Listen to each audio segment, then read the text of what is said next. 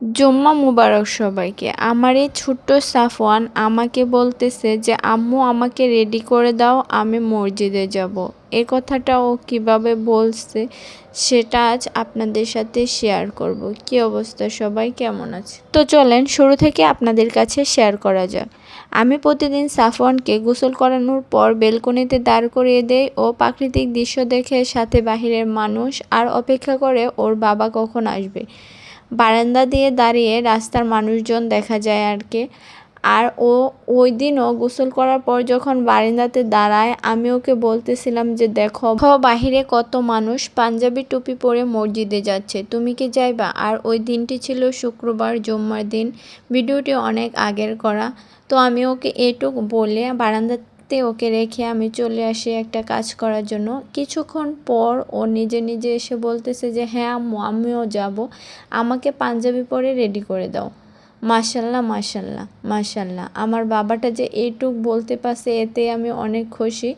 তো ওকে আমি পাঞ্জাবি পায়জামা আর ওর টুপিটা খুঁজে পাচ্ছিলাম না, ওর বাবার একটা টুপি পাইছি, ওকে ওই টুপিটাই পরিয়ে দিছিলাম। আর ও এখানে নামাজ পড়তেছে আর বাবার জন্য অপেক্ষা করছিল বারিন্দাতে, ওর বাবা কখন আসবে, ওর বাবার সাথেও মসজিদে যাবে। আসো, টুপিটা আবার লাগাও মাথায়, সুন্দর করে লাগাও। হয়েছে না তো? দাঁড়াও আম্মু লাগাই দে। আল্লাহু আকবার, আল্লাহু আকবার।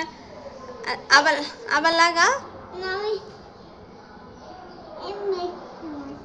এমনি পারবা? আল্লাহু আকবার, আল্লাহু আকবার। মাশাআল্লাহ, মোনাজাত করো, মোনাজাত করো।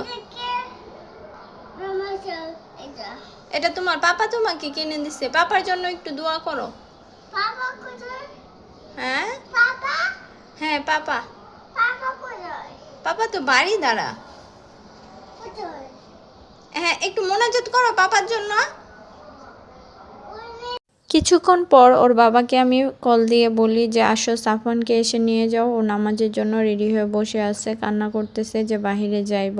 আর ও দেখেন এই জায়গায় দাঁড়িয়ে ওর বাবার জন্য অপেক্ষা করতেছে। আমি চাই ওকে হাফিজি লাইনে পড়াতে, ও বড় হওয়ার পর ওকে হাফিজিতে পড়ানোর আমার ইচ্ছা আছে, ওকে বড় মাওলানা করার অনেক ইচ্ছা আমার। বাকিটা আল্লাহর উপর, ইনশাল্লাহ আল্লাহ আমার এই আশাটা কবুল করবে, আপনারা দোয়া করে দিবেন। ওকে নিয়ে আমি নিচে গিয়ে দাঁড়াই ওর বাবার জন্য, যদিও মসজিদে তখন নামাজ পড়া শেষ, ওর বাবা নামাজ পড়ে তারপর আসছে ওকে নিতে। আর শুক্রবার তো জুম্মার দিন মসজিদে অনেক ভিড় হয়, অনেক মানুষজন হয়।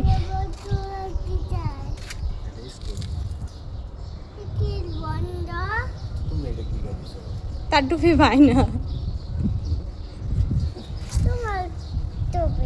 আমার টুপি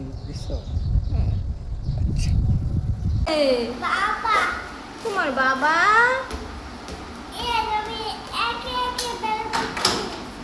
একা একা বল ছুটাইছ।